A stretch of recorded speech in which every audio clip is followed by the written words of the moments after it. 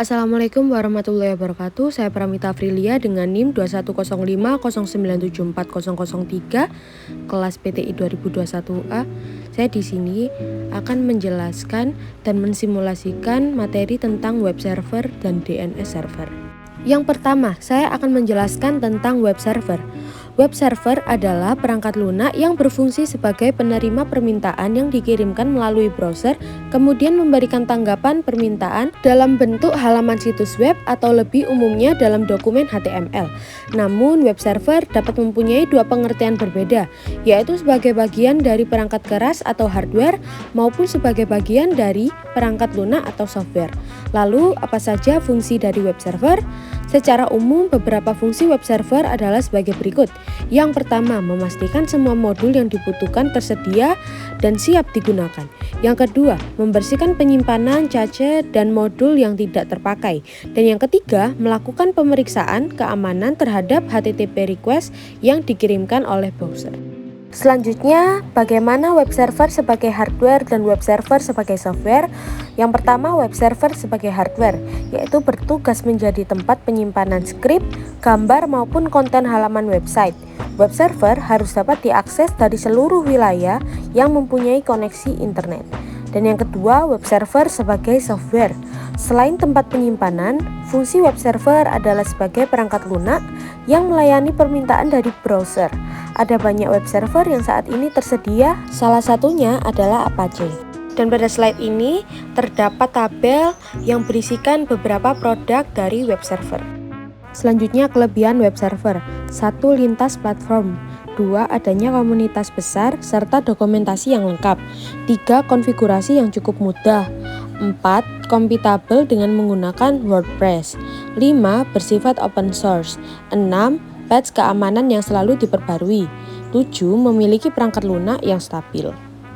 Selanjutnya, kekurangan web server. 1. Mudah diserang DOS. 2. Tidak bisa mengontrol load. 3. Bisa merusak format. 4. Tidak bisa menjalankan karakter kutip. Dan saatnya kita mensimulasikan web server dengan Kisco Packet Tracer. Saya sudah membuat rangkaiannya dengan menggabungkan praktikum routing dinamis, subnetting, dan juga DHCP. Yang pertama, saya akan mengecek ping dengan IP 4343431.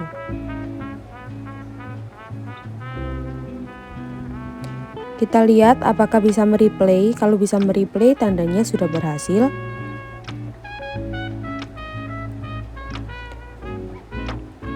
Nah, di sini bertuliskan bisa mereplay.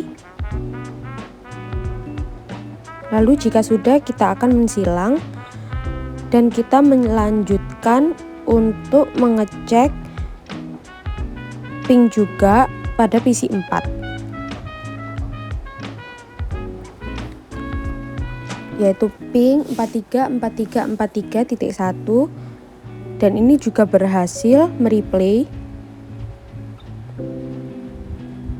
Tandanya sudah berhasil dan terhubung.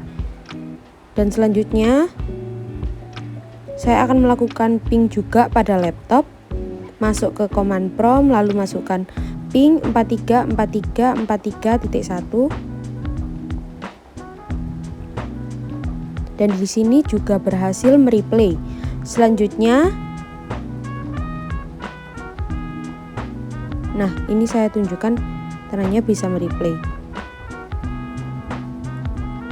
Lalu kita silang dan kita akan melakukan ping juga pada smartphone. Masuk ke command prompt dan masukkan ping dengan IP yang sama, yaitu 434343.1. Dan di sini juga berhasil untuk mereplay, tandanya sudah terhubung dan berhasil. Lalu jika sudah, kita akan mensilang. Dan step selanjutnya kita akan menuju ke web server. Lalu kita ke bagian service. Dan klik pada HTTP. Nah, ini jangan lupa on. Dan jika kita akan mengedit, kita klik di nomor 5 di bagian edit. Dan ini sudah saya masukkan. Dan juga jika sudah dimasukkan, jangan lupa di save. Jika sudah, disilang. Dan saya ingatkan lagi, jangan lupa untuk di on kan di bagian HTTP-nya. Lalu step berikutnya kita akan menuju ke PC 1 dan web browser. Klik web browser, ini menunggu waktu sebentar. Lalu masukkan IP yang sama juga, yaitu 43.43.43.1. Nah, jika keluar seperti ini, tandanya sudah berhasil. Lalu kita silang dan menuju pada PC 4 ke web browser. Lalu masukkan IP yang sama juga, yaitu 43.43.43.1. Lalu klik go dan muncul output seperti ini, tandanya berhasil. Kita silang menuju pada laptop. Maaf salah, ini saya menuju ke command prompt. Kita silang dulu ke desktop, ke bagian web browser. Menunggu sebentar, lalu masukkan IP yang sama juga, yaitu 43.43.43.1. Nah, output seperti ini, tandanya kita sudah berhasil. Lalu menuju smartphone, ke web browser juga,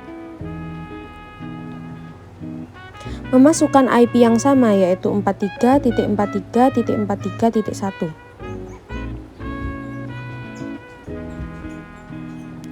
Nah, output seperti ini, tandanya kita sudah berhasil. Nah, sekian simulasi dari web server. Selanjutnya kita masuk pada materi DNS server.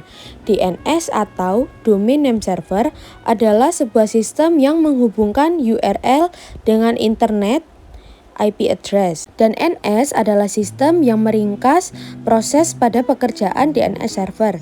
Dan kita tinggal mengingat nama domain dan memasukkan dalam address bar. Lalu DNS kemudian akan menerjemahkan domain tersebut ke dalam IP address yang komputer pahami. Lalu apa fungsi DNS server? Terdapat dua fungsi DNS. Yang pertama, satu, meminta informasi IP address sebuah website berdasarkan nama domain. Dua, meminta informasi URL sebuah website berdasarkan IP address yang dimasukkan. Selanjutnya, ini adalah bagian-bagian dari DNS server. Root level domain merupakan bagian tertinggi dari hierarki DNS. Biasanya ia berwujud tanda titik di bagian paling belakang sebuah URL. Top level domain adalah ekstensi yang berada di bagian depan root level domain. Terdapat dua jenis TLD yang umumnya dipakai. Keduanya yaitu generic top level domain atau GTLD dan country code top level domain atau CCLTD. GTLD biasanya menjelaskan sifat institusi dari pemilik web. Katakanlah website untuk tujuan komersial biasanya memiliki ekstensi .com, lalu .edu untuk institusi pendidikan, dan .gov untuk lembaga pemerintahan. Di sisi lain, CCLTD merupakan ekstensi yang menjelaskan asal negara dari pemilik situs. Misalnya akhiran.id untuk website Indonesia, .au untuk Australia, dan .uk untuk Inggris, dan sebagainya. Yang pertama, second level domain ialah nama lain untuk domain itu sendiri. Third level domain atau subdomain merupakan bagian dari domain utama yang berdiri sendiri. Lalu hostname atau bisa disebut juga dengan scheme. Ini merupakan bagian yang mengawali sebuah URL. Terdapat macam-macam DNS. 1. A-record, 2. AAA record, 3. MX record, 4. Sinem record, 5. NS record, 6. PTE record, 7. CERT record, 8. SRV record, 9. TXT record, 10. SOA record. Kelebihan DNS server. 1. Membuat akses lebih mudah dibandingkan pengguna harus mengingat angka IP address. DNS bisa mengingat nama website lebih mudah. 2. Menjamin keamanan data. 3. Konfigurasi lebih mudah. 4. Alamat hostname tidak berubah walau IP address berubah. Kekurangan DNS server. 1. Pengguna memiliki batasan penggunaan nama untuk halaman situs. 2. DNS lebih sulit diimplementasikan. 3. Nama domain sangat terbatas. Selanjutnya, simulasi DNS server dengan Kisco Packet Tracer. Nah, selanjutnya yaitu DNS server. Ini saya sudah buat rangkaiannya. Dan step pertama yang akan saya lakukan, kita menuju DNS server, masuk pada bagian service, ke bagian DNS, dan kita masukkan record. Yang pertama yaitu jarcom.com dan kedua www.jarcom.com.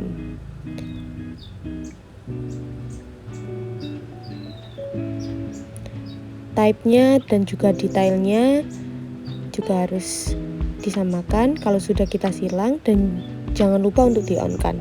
Selanjutnya kita akan mengecek pada PC 1, PC 4, laptop, dan smartphone. Yang pertama PC 1, kita akan mengecek DNS servernya apakah sudah benar.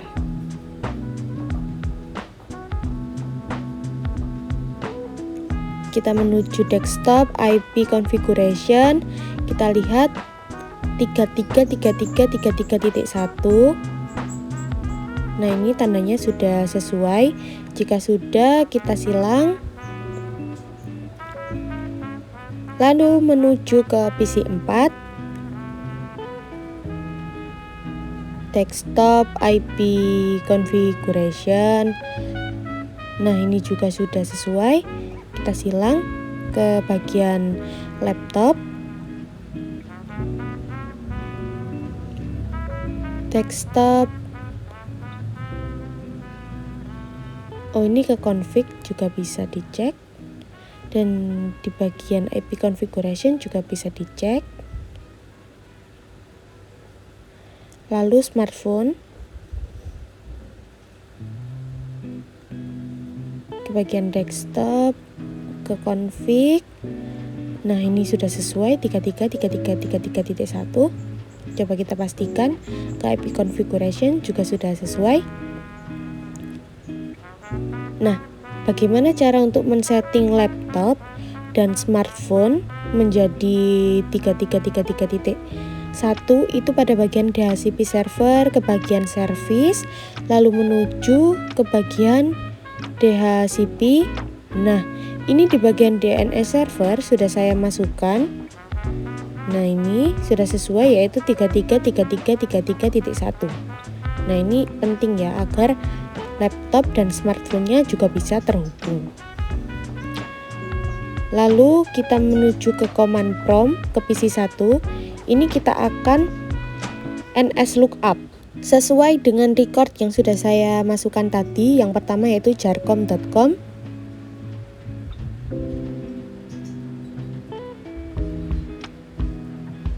Kita tunggu hasilnya seperti apa.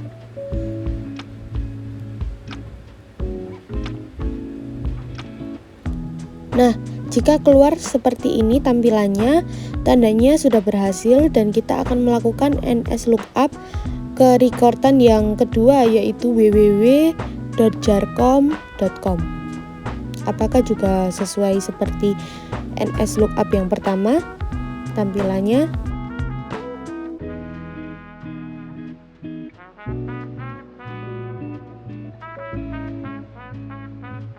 Nah, outputan dari nslookup-nya ini sudah betul dan sudah berhasil. Nah, ini. Dan yang pertama jarcom.com. Lalu jika sudah, kita silang. Lalu menuju ke PC 4, kita akan ke desktop, lalu command prompt, lalu kita melakukan nslookup ke yang pertama jarcom.com.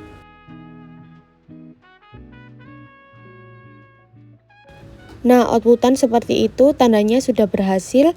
Lalu kita menuju ke nslookup ke record yang kedua yaitu www.jarcom.com. Nah, outputannya juga menunjukkan bahwa ini sudah berhasil. Nah, ini untuk www.jarcom.com dan ini untuk jarcom.com. Lalu jika sudah, kita silang, kita menuju pada laptop.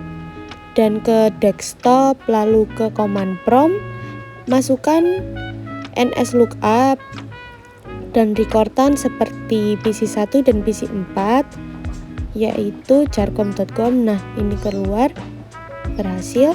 Lalu yang kedua yaitu nslookup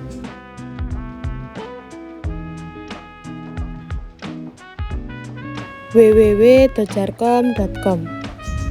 Kita enter. Nah, keluar outputan yang sama. Tandanya ini sudah berhasil. Kita silang, kita menuju pada bagian smartphone, kita ke desktop, lalu ke command prompt, masukkan nslookup dan record jarcom.com. Kita enter. Hasilnya seperti apa? Nah, outputan seperti ini menandakan bahwa kita sudah berhasil. Lalu ke www.jarcom.com.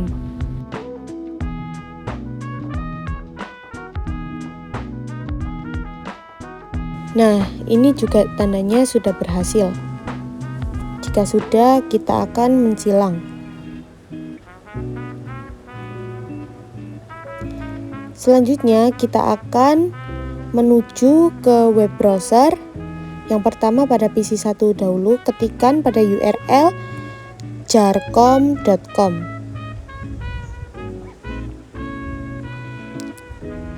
Klik go.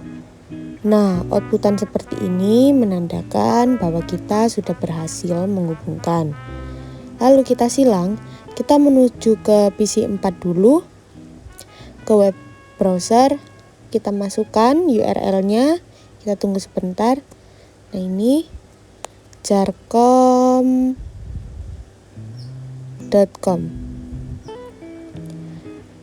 Nah, ini juga tandanya sudah berhasil. Lalu kita silang menuju ke laptop, web browser, ketikkan pada URL jarcom.com. Nah, outputan seperti ini tandanya juga sudah berhasil. Lalu pada smartphone, ke web browser, kita tunggu sebentar.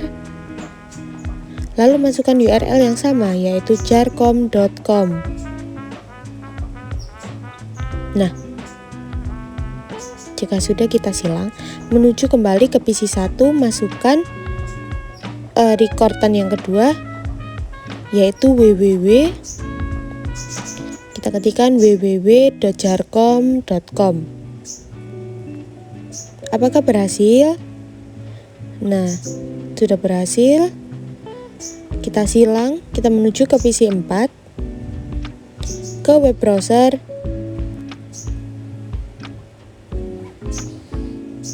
kita ke URL, lalu ketikkan www.jarcom.com. Nah, juga sudah berhasil. Kita silang, kita ke laptop, menuju ke web browser, kita ketikkan rekordan yang kedua www.jarcom.com.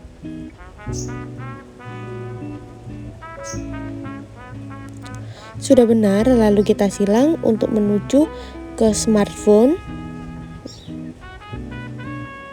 menuju ke web browser,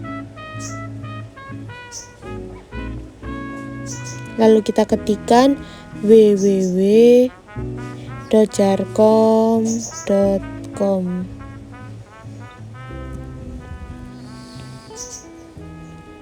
Nah, jika keluar outputan seperti ini, tandanya sudah berhasil.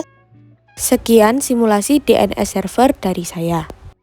Terima kasih telah menyimak sampai akhir. Semoga penjelasan dan juga simulasi saya bisa dapat diterima dengan baik, dan mohon maaf apabila terdapat salah kata. Wassalamualaikum warahmatullahi wabarakatuh.